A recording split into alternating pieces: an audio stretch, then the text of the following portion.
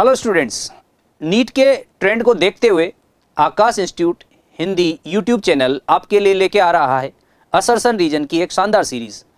Definitely बच्चों ये आपको हेल्प करने वाली है आने वाले नीट के एग्जाम के लिए। और बच्चों सबसे इंपॉर्टेंट ये है कि ये एनसीईआरटी की लाइंस पर बेस्ड है।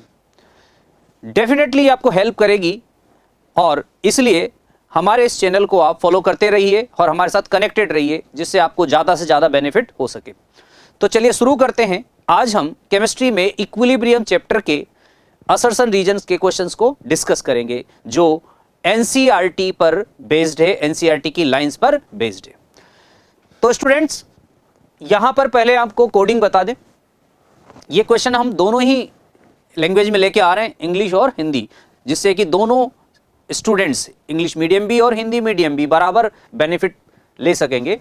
सबसे पहले कोडिंग समझा देते हैं आपको कि कोड ए यानी कि ऑप्शन 1 तब होगा जब असरसन रीजन दोनों सही होंगे और रीजन जो है वो असरसन का करेक्ट एक्सप्लेनेशन कर रहा होगा। 2 आंसर तब होगा जब असरसन रीजन दोनों सही होंगे लेकिन करेक्ट एक्सप्लेनेशन नहीं होगा। 3 आंसर तब है कि ए ट्रू है लेकिन आर जो है वो फॉल्स है, गलत है। और बच्चों तब दोनों ही अगर गलत हैं तो फिर हम 4th ऑप्शन रखेंगे। शुरू करते हैं बच्चों। ये पहला question, assertion in reaction carbon solid plus CO2 gas gives us 2CO gas when pressure is increase the reaction goes in the reverse direction. Lee Chatelier पर बेस्ड ये स्टेटमेंट है और कह रहा है कि अगर प्रेशर बढ़ाएं तो ये रिएक्शन बैकवर्ड चली जाएगी। तो ये बात सही है, क्योंकि बेटा यहां पर रिएक्टेंट साइड की अगर हम बात करें तो 1 मोल ही आपका रिएक्टेंट है जो गैसियस है। ये तो सॉलिड है, सॉलिड पर प्रेशर का इफेक्ट आता नहीं। लेकिन प्रोडक्ट साइड में कितने मोल हैं? 2 मोल है। तो ज्यादा मोल है, ज्यादा वॉल्यूम है, कम मोल है, कम वॉल्यूम होगा। तो प्रेशर बढ़ाने पर इक्विलिब्रियम कम मोल या कम वॉल्यूम की ओर शिफ्ट हो जाता है, इसलिए ये बात सही है। Reason the number of gaseous moles decreases in the forward reaction. Reason में कह रहा है कि number of gaseous moles decreases in the forward reaction. अगर हम फॉरवर्ड जा रहे हैं तो गैसियस मोल्स 1 मोल से 2 मोल हो रहे हैं, तो ये तो बढ़ रहा है, कम थोड़ी हो रहा है, इसलिए ये गलत हो गया। तो क्या कोडिंग देंगे? 3rd, इसका 3rd ऑप्शन होगा। कथन हिंदी में बात करें तो अभिक्रिया कार्बन ठोस प्लस कार्बन डाइऑक्साइड गैस के बीच में रिएक्शन हुई और 2 मोल कार्बन मोनोऑक्साइड गैस के बने। कह रहा है इस अभिक्रिया में दाब बढ़ाने पर अभिक्रिया विपरीत दिशा में आगे बढ़ती है, जो कि गलत है, और गैस जो कि सही है, जो कि एकदम सही है। और कारण गैसीय मोलों की संख्या अग्र दिशा में घटती है, जो कि गलत है, जो कि हमने अभी एक्सप्लेन किया। तो पहला सही है, दूसरा गलत है। क्लियर है? तो ये था पहला क्वेश्चन। अगला क्वेश्चन है बच्चों, assertion HCl, HI, H2SO4, HNO3 are termed as strong acid. बिल्कुल सही बात है, ये चारों के चारों प्रबल अम्ल हैं, क्योंकि इनका वियोजन स्थिरांक का मान बहुत उच्च होता है। Reason they act as proton donors, ये प्रोटॉन प्रदाता के रूप में कार्य करते हैं। तो ब्रोंस्टेड सिद्धांत के अनुसार जो पदार्थ H+ दान करता है वो अम्ल होता है, जो सब्सटेंस H+ रिलीज करे वो क्या होता है? एसिड होता है। और इनका डिसोसिएशन यानी वियोजन स्थिरांक बहुत उच्च होता है, अतः ये प्रबल अम्ल भी हैं। तो ये बात सही है, दोनों स्टेटमेंट सही है, लेकिन एक्सप्लेनेशन नहीं है, क्योंकि प्रबल अम्ल होने का मतलब है वियोजन स्थिरांक उच्च होना चाहिए, डिसोसिएशन कांस्टेंट की वैल्यू हाई होनी चाहिए, तब जाके आप उसे स्ट्रॉन्ग बोलेंगे। अगला क्वेश्चन है number 3, assertion precipitate formation takes place when IP is greater than KSP। बिल्कुल सही बात है। अगर आप किसी सॉल्यूशन से प्रेसिपिटेशन करवाना चाहते हैं तो आयोनिक प्रोडक्ट का वैल्यू KSP की वैल्यू से ज्यादा होना चाहिए। रीजन IP बराबर KSP is true for saturated solution.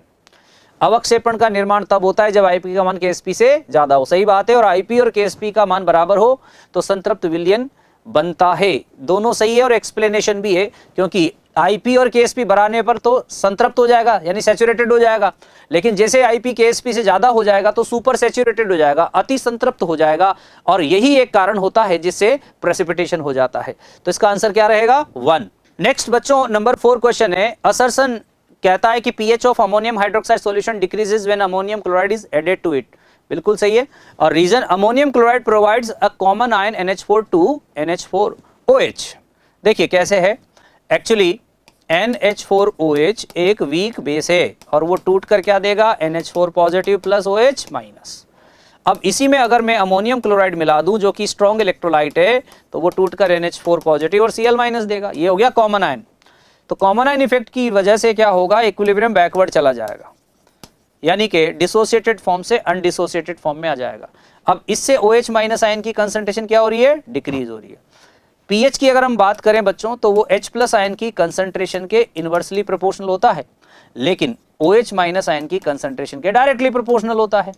अब इस इक्विलिब्रियम में OH की कंसंट्रेशन डिक्रीज हुई कॉमन आयन इफेक्ट की वजह से, तो पीएच भी क्या हो जाएगा, डिक्रीज हो जाएगा।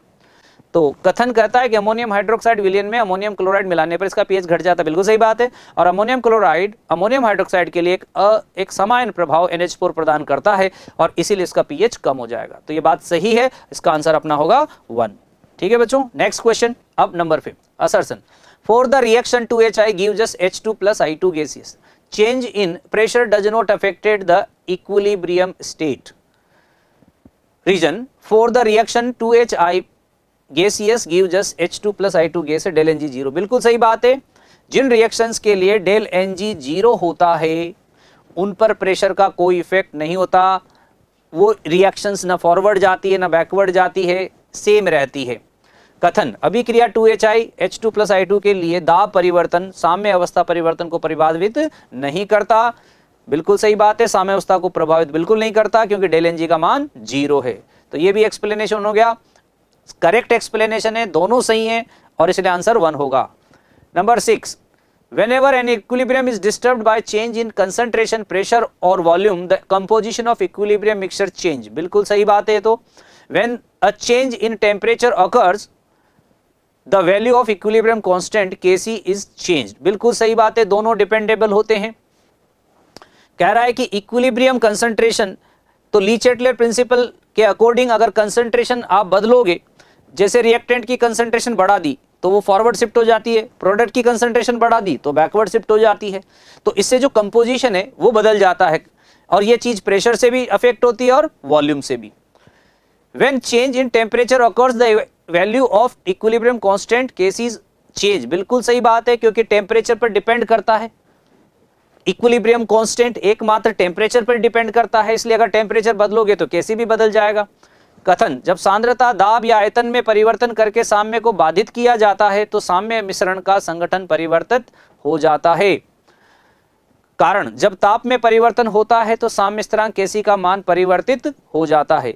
अब ये दोनों बातें सही है लेकिन एक दूसरे पर डिपेंडेबल नहीं है, क्योंकि पहले का एक्सप्लेनेशन तो ये होगा ली-चेटलर प्रिंसिपल के अकॉर्डिंग, अगर आप कंसंट्रेशन बदलते हो तो रिएक्शन बैकवर्ड या फॉरवर्ड जाएगी, अगर वॉल्यूम बदलते हो तब भी कंसंट्रेशन बदलेगा और वो फॉरवर्ड या बैकवर्ड जाएगी, प्रेशर बदल देते हो तो अगर del Ng 0 नहीं है तब भी रिएक्शन फॉरवर्ड या बैकवर्ड जाएगी। तो ये तो बात सही है। और Kc क्योंकि टेम्परेचर पर डिपेंड करता है इसलिए वो डिपेंड करेगा, लेकिन ये चीज एक्सप्लेन नहीं कर रही एक दूसरे को, तो ये आंसर क्या आएगा 2।